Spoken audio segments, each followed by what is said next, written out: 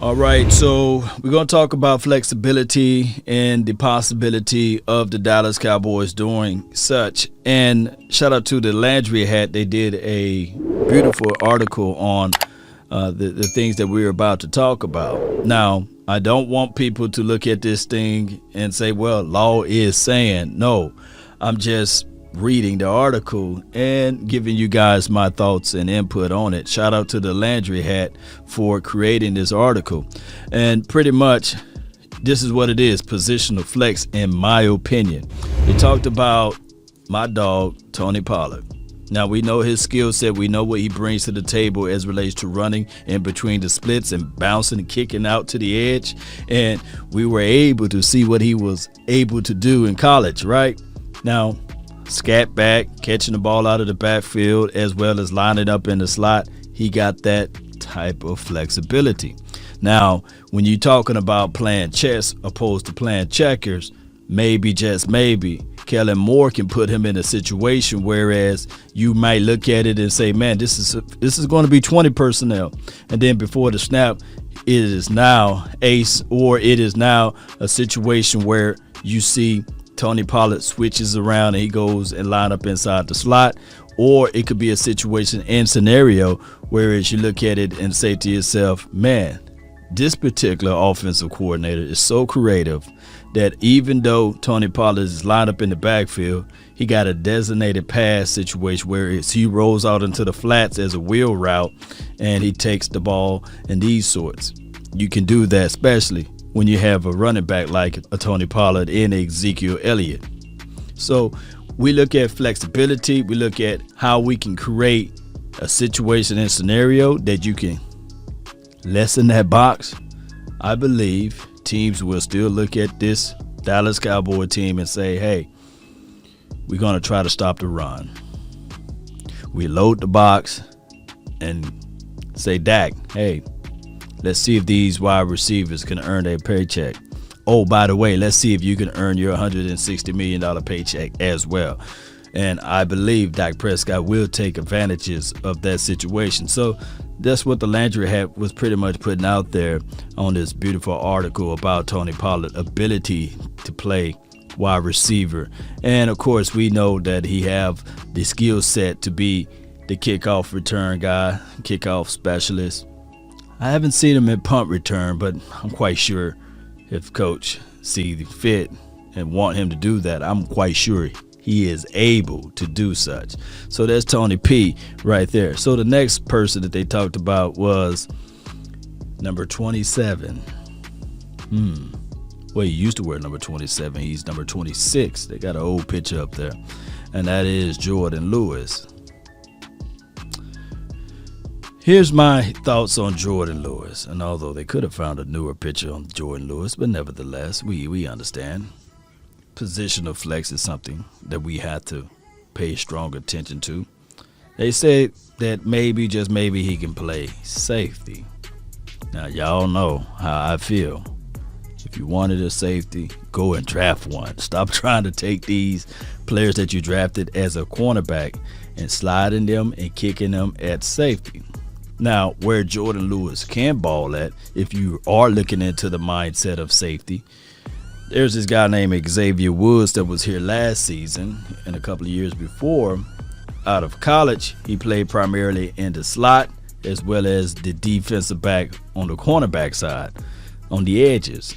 Cowboys saw fit that he would be better as a free safety. Then they looked at it again and they said, okay, can he give us positional flex, put him at strong? And that's what happened. Xavier Woods was a guy that played a little free and some strong, and they gave some disguised look in that particular system.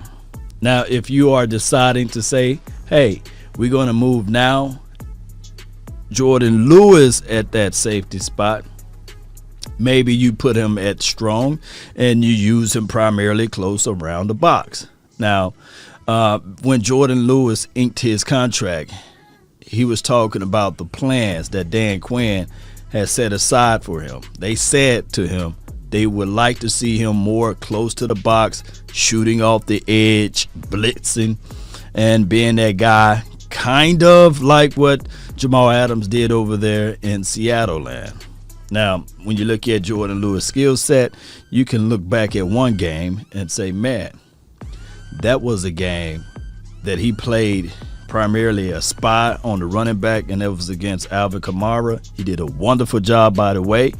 And if you see him playing a little bit closer to the LOS blitzing, controlling the running back that rolls out into the flats, and maybe in special packages as a project guy, I won't get mad at it. I flat out will not get mad at it. I know that this kid got the ability. He's aggressive. He got the ability to stop the run. At least he's a willing tackler. May not be the best tackler, but he's a willing tackler to me. I believe his approach and his angle to the ball is a little bit better than what we've seen out of an Xavier Woods. And I don't think that he will ever make the comment of saying that, hey, I can't give 100% of the time, 100% of the time. I think that he will swallow most of that because he's a little antsy when he get beaten. He is. He like to pull, grab on cloth, and he's aggressive. Let's just be real with it. He is aggressive. So if you're looking at that role of playing him at this safety situation, not saying that he's the honey badger, they're about the same size, but maybe, just maybe, the mindset and the aggressive tone and the tenacity will come along with that and what he brings to the table. So I'm not looking at it like, hey, he's not a guy that have that position of flex, but he is a guy, if needed, if you want to put him at safety, maybe, just maybe, you try him out for that role with a cup of coffee. Maybe you do it that way, Cowboy Nation. Maybe you do it. I definitely don't know how the Cowboys will roll out with that, but one can argue and say, hey, that's why you draft a safety. Don't convert cornerbacks to them. That's a story of a different day. Speaking of that, everybody been saying this, a third of the Cowboy Nation been saying this about this next player, and I believe those who watch this article already know what I'm about to say. So this next guy, positional flex is necessary. Linebacker. Oh, yeah, that's Jabril Cox. Everybody know what he brings to the, it is what it is with this guy. We know it. He got range, plays well detached from the box, and he's a tight end follower. He can chill off that tight end. He can be that tight end designated guy. He got the frame. He's 6'3.5", 6'4" around that size wise, and he got a little speed up under him. He's not a 4'3" guy, but when you look at his tape, you can see that there's not a lot of separation. So he got coverage ability. He can sink his hip, keep everything in front of him. Somebody can argue and say, well, he's not the best tackler. Law. He's a linebacker, Cowboy Nation, with coverage skills and ability. And let's not get it twisted.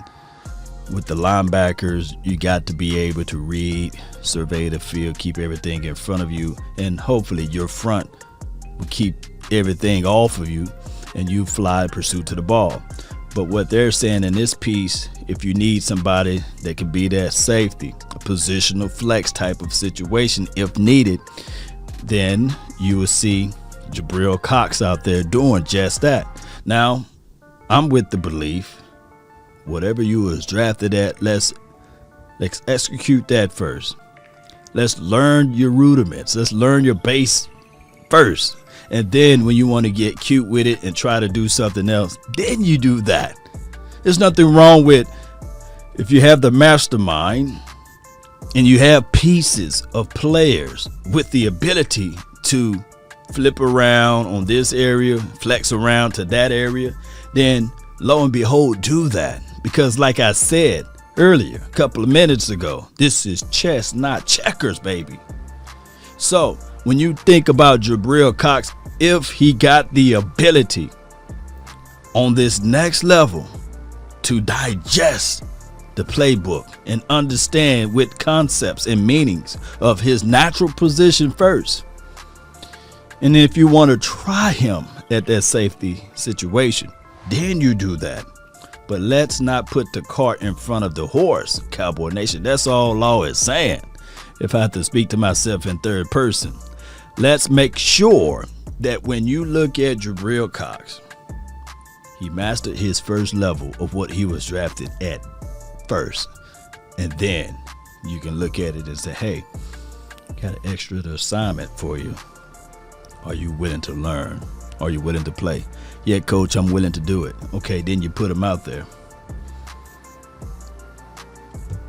I kid you guys not. These reps are valuable. Every snap, valuable. Case in point, pay attention. Bradley and I didn't get a lot of snaps last season. Those are valuable evaluations. Case in point, pay attention. Reggie Robinson didn't get a lot of snaps last season. And then on top of that, the snaps that he got was at safety opposed to his natural position at cornerback. You can't play around with this. It's valuable, Cowboy Nation. So with that being said, going back, looking at everything on this list, looking at Tony P, will he play that slot situation? Only if the offensive coordinator creative enough to play this chess opposed to checkers. And of course with Jordan Lewis, they already came out this offseason saying that they got special roles for him, playing a little bit close to the LOS, blitzing off the edge there, covering and following tight ends. Who knows? I don't want him on tight ends, but maybe redirect and have a switch off guy for that. So they got something in plan for him. Now, as far as the other situation here, let me go right here. The Jabril Cox, let him get his feet wet first. Let him understand and learn the system of playing in the National Football League at the position that he was drafted at first. And then you can try new things. Don't put the cart in front of the horse. That's all I'm saying, Cowboy Nation. Post me your thoughts. Post me your concerns of everything. I want to know how you guys feel about the position of flex. And on top of that, do you guys have a strong feeling that Jabril Cox should be a safety? Or do you have a strong feeling that Jordan Hip Pocket Lewis should be a safety? Or do you have a strong feeling that Tony Pollard should be one of those guys to be rotated in as a slot guy? Keep in mind, we got Simi Fehoko, we got TJ Vasher, Brandon Eagles, you got Brandon Smith, you got Osiris Mitchell, you got all of these guys fighting. Even Cedric Wilson and Noah Brown fighting for snaps during this training camp and off season. The more and more you do all of this experimenting for someone else, the less you will see out of the guys that you want to do the evaluation for. And I think Johnny Dixon and as well as Reggie Davis, for crying out loud, they are wide receivers that need those reps. So let's not overlook that. You want to evaluate, and then of course you want to be able to get things going in the right direction. Speaking of that, that's been my time. I really thank you all for yours. And remember, you're listening to nothing but the best. Go Cowboys. Let's go.